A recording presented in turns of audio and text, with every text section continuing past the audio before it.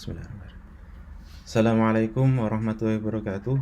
Pada video kali ini saya akan coba menjelaskan tentang cara penggunaan aplikasi PPG 2022 untuk dosen. Jadi untuk masuk ke aplikasi PPG ini silahkan kunjungi alamat space.kemenak.go.id. Bapak bisa lihat di sini. Kemudian nanti Bapak Ibu akan muncul. Jadi akan muncul beberapa mata pelajaran sesuai dengan yang Bapak Ibu ampu nantinya. Jadi untuk Bapak Ibu dosen yang mengampu di bidang mata pelajaran madrasah bisa klik di sini. Yang PAI bisa diklik di sini. Kemudian untuk agama Kristen di sini, Buddha dan Hindu bisa di sini sesuai dengan icon yang ada di sini. Kita contohkan salah satu, Bapak Ibu, kita login menjadi dosen di salah satu di mata pelajaran PAI. Kita coba klik saja di sini ya. Kemudian akan diarahkan ke halaman login. Nah, Bapak Ibu, saya sudah login. Untuk mempersingkat, saya sudah login. Ketika Bapak Ibu login, nanti Bapak Ibu bisa untuk yang mengajar di PAI atau di madrasah, nanti karena satu LPTK Bapak Ibu ya, nanti bisa silakan pilih sesuai dengan mata pelajaran masing-masing. Misalnya saya mengajar di modul mendalam materi untuk PAI, maka saya klik di sini, kemudian akan muncul ringkasannya Bapak Ibu, dashboard dari dosen tersebut. Yang pertama adalah jumlah modul yang diplot. Jadi ada 4 ya. Nanti kemudian jumlah kelas ada 4 di sini bisa dilihat nantinya. Kemudian selanjutnya ada jam online, kemudian ada rekap nilai. Ada rekap nilai, Bapak Ibu bisa lihat di sini. Misalnya Bapak Ibu mau lihat nilai mahasiswa di kelas H. Misalnya saya mengajar di kelas H, kemudian di modul pengembangan profesi guru, saya klik, maka akan muncul mahasiswa yang sudah memperoleh nilai di kelas tersebut. Ini kelas H, atas nama siapa, kemudian modulnya apa, nilai pretest, kemudian nilai resume, nilai analisa pengajar, tes formatif, kemudian analisa materi, tes akhir modul, dan lain sebagainya. Kemudian di bawah sini ada jam online Bapak Ibu, nanti bisa dilihat grafiknya perharinya. Kalau untuk dosen ada tuntutan minimal 4 jam per hari di hari mengajar. Kemudian ini dashboard. Kemudian aktivitas yang Bapak Ibu lakukan adalah di modul. Inti aktivitas sebenarnya ada di modul. Di modul ini silahkan diklik, nanti Bapak Ibu akan melihat modul-modul apa saja yang Bapak Ibu ampu. Misalnya pengembangan profesi guru, bisa klik lihat modul, atau di sini bisa juga ya Bapak Ibu, bisa diklik lihat modul, kemudian bisa dilihat CP-nya, pengantarnya, kemudian ada file modulnya. Bapak Ibu bisa lihat file-filenya ya, di sini. Ini KB1, kemudian nanti bisa dilihat juga di KB2. Kalau membutuhkan file bisa di-download di sini. Nanti akan diarahkan, silakan diketik namanya, kemudian nanti di save untuk mendownload di lokal. Kemudian ada KB4 dan seterusnya. Selain ada file modulnya, Bapak Ibu juga bisa melihat video-video pendukung. Video pendukung ini adalah video-video yang ada di modul atau di menu analisa bahan ajar.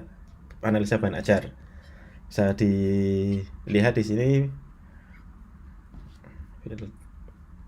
video-videonya. Kemudian selanjutnya ini adalah file materi, bisa diklik di modul ya Bapak Ibu. Saya ulangi lagi, nanti bisa dilihat modul, nanti kelihatan bisa diunduh file-file modulnya. Kemudian yang pertama Bapak Ibu lakukan adalah menginput kontrak kuliah. Jadi kontrak kuliah ini di input setiap kali di awal pelaksanaan. Misalnya tanggal 7 di sini akan muncul ya, akan muncul list kelas yang Bapak Ibu ampu dan modulnya dan tanggalnya. Jadi di sini hanya 1 karena yang sudah diplot oleh admin 1. tanggal 7 sampai tanggal 9 di pengembangan profesi guru.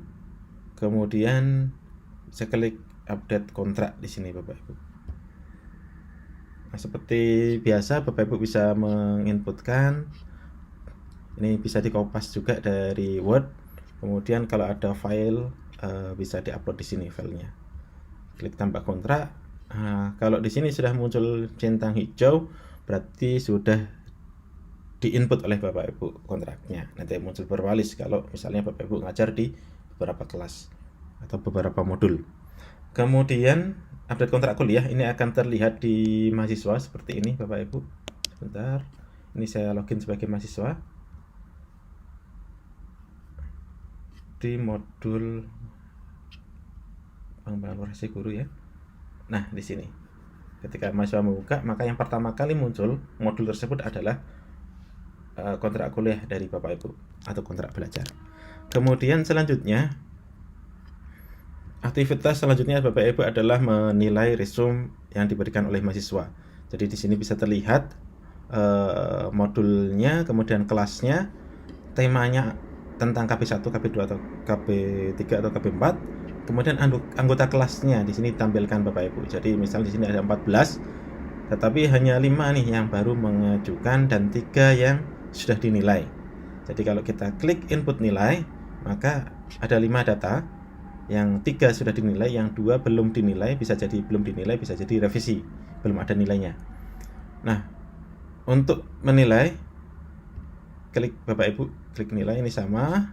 Jadi di sini sudah diperbaiki Bapak Ibu, meskipun Bapak Ibu aktif di PDF, maka timernya tetap jalan di sini.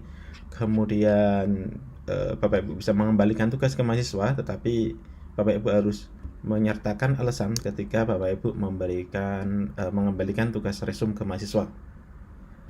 Nah, jadi tanpa harus menilai. Nanti mahasiswa memperbaiki, kemudian mengupload lagi, dan Bapak Ibu bisa memberikan nilai. Kita coba berikan nilai 90 saja. Bagus, simpan. Oke, berarti tinggal 1 Bapak Ibu. Kita nilai sekalian Bapak Ibu ya. Ini statusnya revisi, sudah mengajukan. Kita coba, kalau statusnya revisi ini artinya belum mengajukan kembali, tapi dosen punya kewenangan untuk memberikan nilai. Harusnya nanti mahasiswa memperbaiki dulu, baru statusnya menjadi belum dinilai, nanti dosen bisa menilai. Ini untuk membuat semuanya sudah dinilai dulu. Oke, semuanya sudah dinilai, maka di sini akan muncul centang Bapak Ibu ya. Akan muncul centang, artinya semua mahasiswa yang mengumpulkan tugas sudah diberikan nilai. Meskipun kalau kita lihat masih ada sekitar 9 mahasiswa yang belum mengupload resume. Tapi di sini Bapak Ibu sudah memberikan nilai untuk semua tugas yang sudah dikirimkan. Yang belum muncul tanda centangnya, ini berarti masih ada yang belum dinilai. Kalau kita klik input, maka masih ada 3 teratas ini yang belum dinilai. Oke, seperti itu untuk resume. Kemudian selanjutnya analisa bahan ajar. Analisa bahan ajar ini Bapak Ibu wajib memberikan instruksinya sehingga nanti mahasiswa bisa membuka. Kita coba buka di analisa bahan ajar. Ini mahasiswa. Nomor 2 ini tidak bisa dibuka Bapak Ibu oleh mahasiswa karena dosen belum memberikan instruksi. Kita coba berikan instruksi ya. Ini belum ada instruksinya Bapak Ibu ya. Silahkan.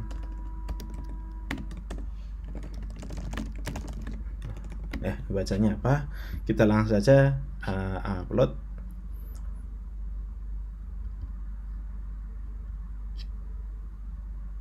Nah, ini sudah berhasil.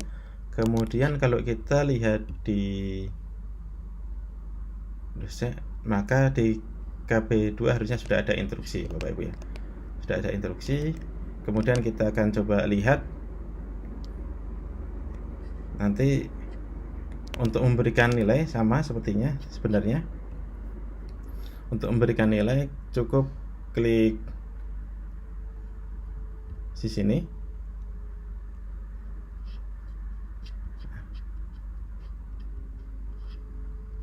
Sini Bapak Ibu, sama seperti yang sebelumnya, memberikan nilai di komentar mahasiswa. Jadi perbedaannya di sini, Bapak Ibu bisa melihat semua komentar yang diberikan oleh mahasiswa, tapi mahasiswa hanya bisa melihat komentarnya dia saja. Jadi di sini mahasiswa tidak bisa melihat komentar yang lain.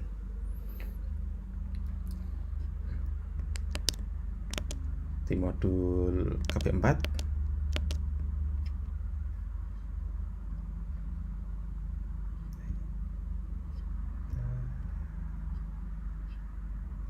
KB4 iya.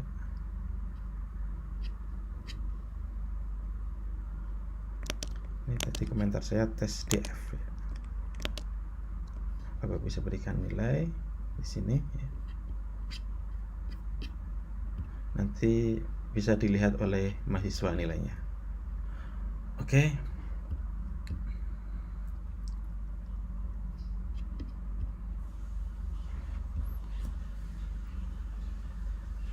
Itu sekilas untuk analisa bahan ajar. Bapak bisa memberikan nilai. Kemudian selanjutnya adalah aktivitas di tes formatif. Di tes formatif ini Bapak Ibu dimohon untuk membuatkan tes dulu. Kita coba tambah kuisnya dulu Bapak Ibu ya. Bisa per KB. Kuis untuk pengembangan profesi guru. Kuis KB2. Tanggalnya ini kalau kita mau set hanya bisa dibuka tanggal sekian sampai tanggal sekian, bisa dipilih, tapi defaultnya ini sudah bulan 1 sampai bulan 12. Kemudian klik simpan, maka akan muncul pengembangan profesi guru ke SKB 2 ya, SKB 2. Ini contoh saja. Kemudian ini soal 0. Jadi Bapak Ibu dimohon untuk memberikan semua soal dulu, menginputkan semua soal dulu. Dengan cara bisa unduh template soal ya. Kita coba buka filenya. Kemudian kita akan coba tambahkan beberapa ya.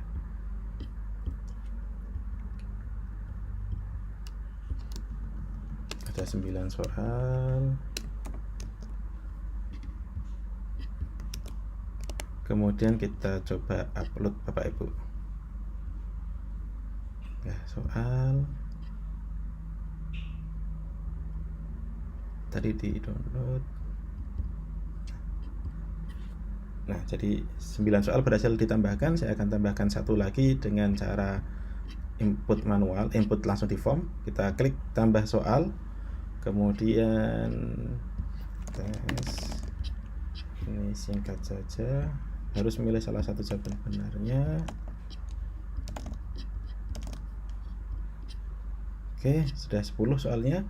Kemudian kalau sudah yakin soal semua sudah di input, jawaban sudah benar, sudah di set kunci jawabannya, bisa di on kan. Nah, setelah di on kan, maka soal ini akan muncul di mahasiswa dengan nama sama dengan yang Bapak Ibu. Kuis KP2, mahasiswa akan mengerjakan seperti ini mahasiswa mengerjakan.